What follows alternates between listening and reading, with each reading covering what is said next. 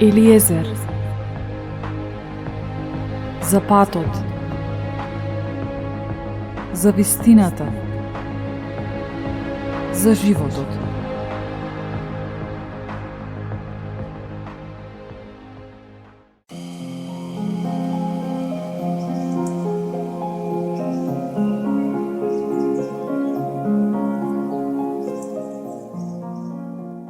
Почитувани, ве поздравувам со уште еден дел од серијалот Патот до обновен ум.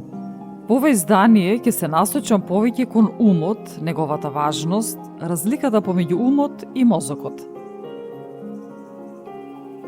Умот е намоќното нешто. Ние сме од 90 до 99% ум. Без нашиот ум ништо друго не функционира. Ние сме нашиот ум.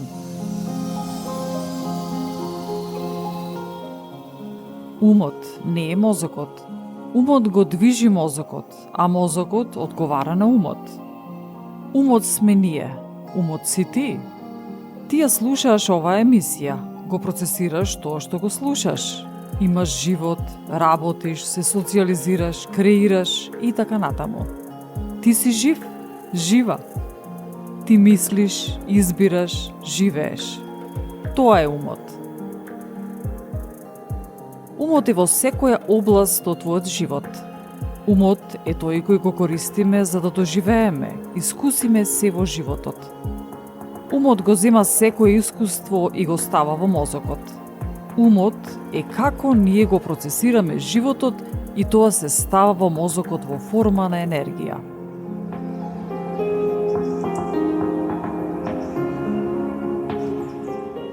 Енергијата е извор на животот. Господ Бог е извор на животот, така што енергијата доаѓа од Божјата свесност или добрина. Книга Јов 32:8 гласи: Има дух во човекот и духот на Седржителот го вразумува. Тој дух на животот е нашиот ум, а со умот ги процесираме работите. Сите ние различно ги процесираме работите. Го слушаме истиот разговор, но го обработуваме, наблюдуваме, разбираме различно.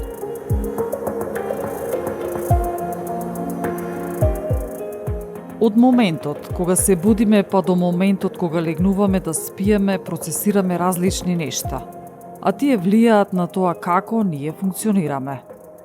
Што значи искуството се процесира од страна на умот? Умот го става во мозокот и потоа комбинацијата на умот, мозокот и телото е како ние изгледаме, како се појавуваме, реагираме, живееме.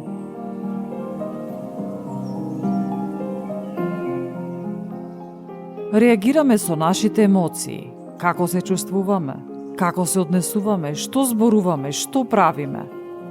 Нашето тело реагира на одреден начин и потоа имаме собствена перспектива, односно како гледаме на животот во моментот. Овие се 4 сигнали, преку кои нашиот длабок духовен дел од умот, што е поврзан со изворот на животот, односно Бог, постојано работи за да не советува и води кон искуствата кои влијаат на тоа како ние функционираме.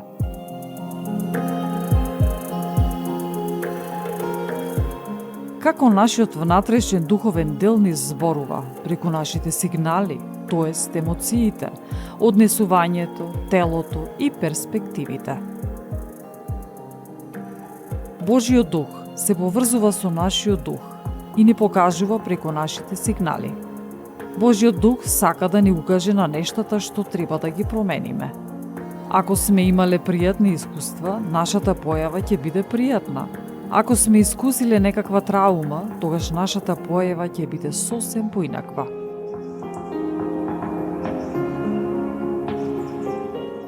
Се што сме доживеале сме искусиле преку умот, па изградено во мозокот и телото и ќе биде очигледно и видливо на тоа какви сме ние и како реагираме.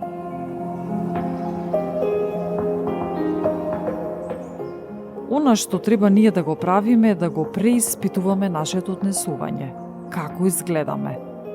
Ако сме тажни или депресивни, да преиспитаме од каде доаѓа тоа и зошто. Кој е изворот за тоа? Изворот е мислата. Мислата е искуството што нашиот ум го изградил во мозокот. Мислата изгледа како дрво. Дрвото има корени, стебло и гранки. Истото го имаат и мислите. Имаат извор, односно, што се случило, па корените се спомените, а гранките се начините, впечатоците, како го разбираме тоа искуство. Токму заради тоа ние треба да сме свесни за нашите мисли. Какви се тие? Божиот збор гласи: ги рушиме мудрувањата и секое превознесување што се крева против познавањето на Бога и ја поробуваме секоја мисла за послушност на Христос. Бидејќи Исус Христос е љубов, и затоа ние треба да ја преиспитуваме секоја мисла и да ја преобразуваме во Божја мисла.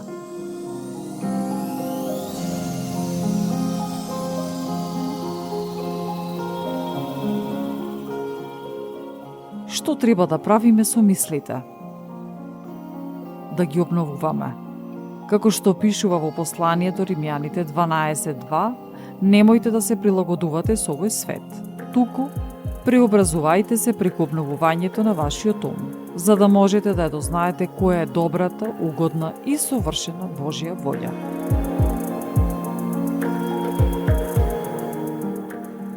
Обновувањето подразбира менување. Доколку се негативни и тие влијаат на нашиот живот, нашата средина, семејство, кариера, тогаш наша обврска е да ги менуваме, преправаме, реконструираме. Воспротивно, таа негативност ќе не држи заковани, врзани, заробени и сите тие сигнали само ќе се зголемуваат и ќе се појачуваат и на крај ќе работат против нас. Доколку ги менаџираме нашите емоции и однесувањата, тогаш тие ќе работат за нас, а не против нас. Не смееме да дозволиме постојано да влекуваме во истите образци на случувања и однесувања. И да кажеме дека едноставно, такви сме ние, нема опција за промена. Треба да живееме како постојани наблюдувачи и да се преиспитуваме и запрашуваме. Како се однесував денес кон мојот партнер? Како изреагирав кога ја добив таа вест? Како се однесував кога разговарав? Доколку мислите не се добри, тогаш можат да направат штета на нашето тело. Физички ќе се манифестираат. Ако сме свесни за тоа, ние ќе ги заробиме тие мисли и ќе ги ставиме под контрола, што е и целта на обновувањето на умот. Воспротивно, доколку не го обновуваме умот постојано, тогаш сме поранливи и пофрустрирани.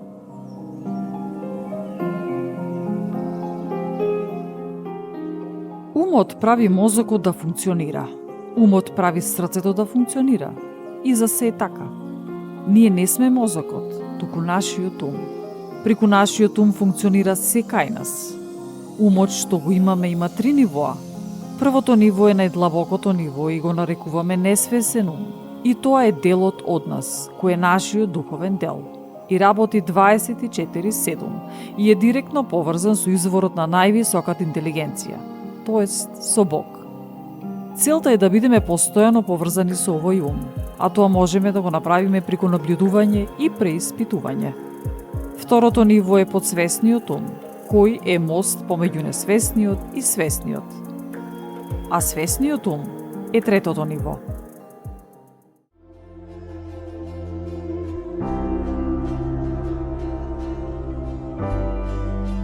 Jesus, you're beautiful.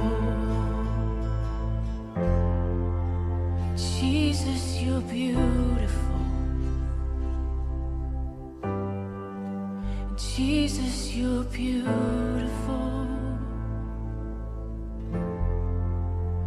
Jesus, you're beautiful. Oh, we love to worship. Oh, we love to worship.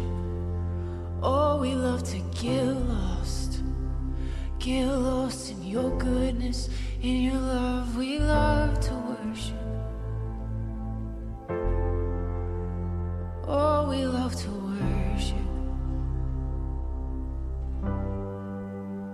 This is what we were made for, right here. This is what we were made for, right here. I'm telling you, don't miss this moment, right here. 'Cause this is what we were made for. Jesus, you're beautiful. Jesus, you're beautiful. Oh, we love you. Oh, we love you.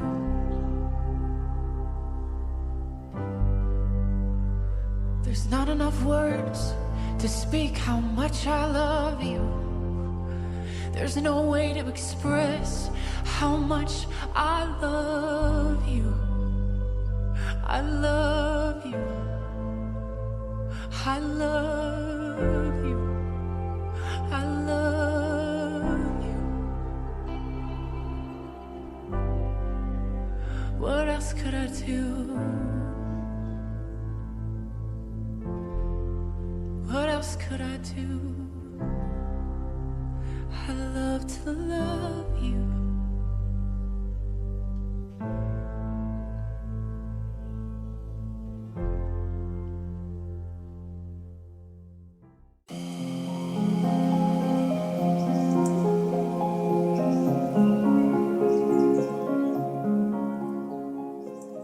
Која е целта на обновувањето на умот?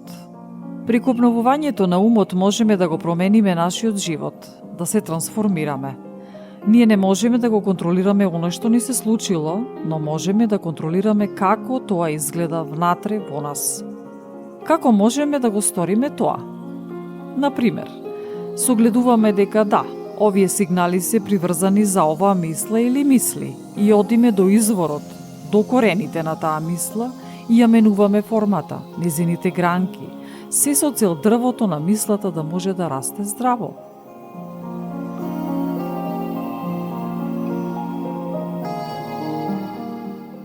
Исус Христос укажува на овој факт говорејќи во Евангелие според Јован 15 глава. Јас сум вистинската лоза и мојот татко е лозарот. Тој отстранува секоја прачка на мене, што не дава плод, а ја чисти секоја што дава плод, за да даде повеќе плод. Вие сте веќе чисти заради словото кое ви го зборував. Останете во мене како јас во вас. Како што прачката не може да роди плод сама од себе, ако не остане на лозата, така ни вие, ако не останете во мене. Јас сум лозата, а вие сте прачките. Кој останува во мене и јас во него, тој дава многу плод, зашто без мене не можете да направите ништо. Ако некој не остане во мене, тој ќе биде исфрлен надвор како прачката, која е исушена. Ги собираат, ги фрлаат во оган и ги горат. Ако останете во мене и ако моите зборови останат во вас, барајте што и да посакате и ќе ви биде. Мојот татко се прославува со тоа, што ќе давате многу плод и ќе бидете мои ученици. Како што таткото ме возлюби мене, така и јас ве возлюби вас. Останете во мојата љубов. Ќе останете во мојата љубов, ако ги запазите моите заповеди, како што и јас ги запазив заповедите на мојот татко и останувам во неговата љубов. Ова ви го реков за да биде мојата радост во вас и вашата радост да биде полна. Ова е мојата заповед, да се љубите еден со друг, како што јас ве љубев вас. Никој нема поголема љубов од ова, да го положи сопствениот живот за своите пријатели. Вие сте ми пријатели, ако го вршите она што јас го заповедам. Не ве нарекувам веќе слуги, зашто слугата не знае што прави неговиот господар. А вас ве нареков пријатели, зашто ви соопштив се што чув од мојот татко. Вие не ме избравте мене, но јас ве избрав вас и ве поставив да одите и да принесувате плод, и вашиот плод да остане. И мојот татко да ви даде се што ќе посакате во моје име. Ова ви заповедам, да се љубите еден со друг.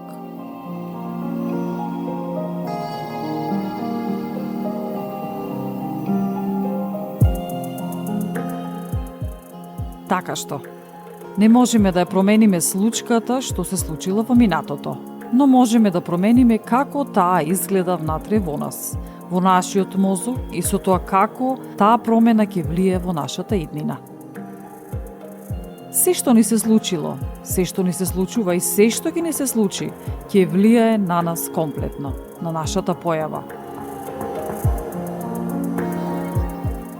Секоја клетка од нашето тело има меморија и помни се што ни се случува. Секое искуство станува дел од нашето тело.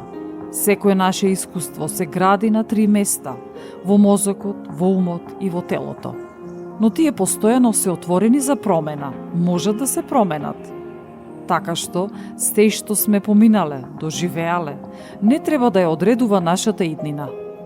Не мора да живееме соочувајќи се со минатото, лошите работи, со траумата, да го промениме начинот на кој ги гледаме минатите искуства, за да не ни влијат негативно на иднината. Истото го направи Исус Христос во Гетсиманинската градина. Тој се соочуваше со неизбежната ситуација. Исто и ние. Не можеме и не смееме да бегаме од ситуацијата. Туку треба да се соочиме. Ако не се соочиме, таа ситуација ќе врие во нас и еден ден ќе експлодира. Потиснувањето еден ден ќе избие. Мораме да се соочиме со нештата. Ние имаме способност да се соочиме со случувањата. Мора да тренираме, да испотиме за да бидеме здрави и да имаме убаво обликувано тело. Мора да поминеме низ процес кој изгледа тежок, но на крај е исплатлив. Не постои инстант решение. Никој не може да го направи тоа наместо нас.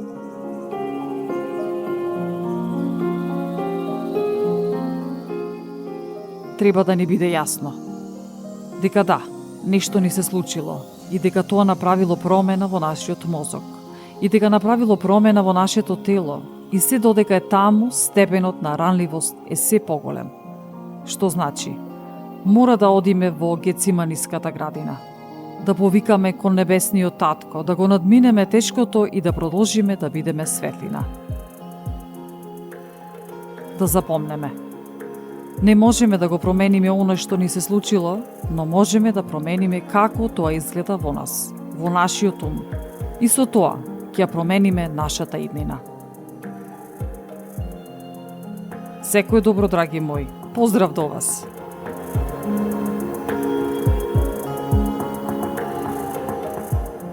Ја следевте емисијата Елиезер, автор и уредник Елена Ѓурѓевска-Костадиновиќ, под покровителство на и во соработка со Господ Исус Христос и Светиот Дух.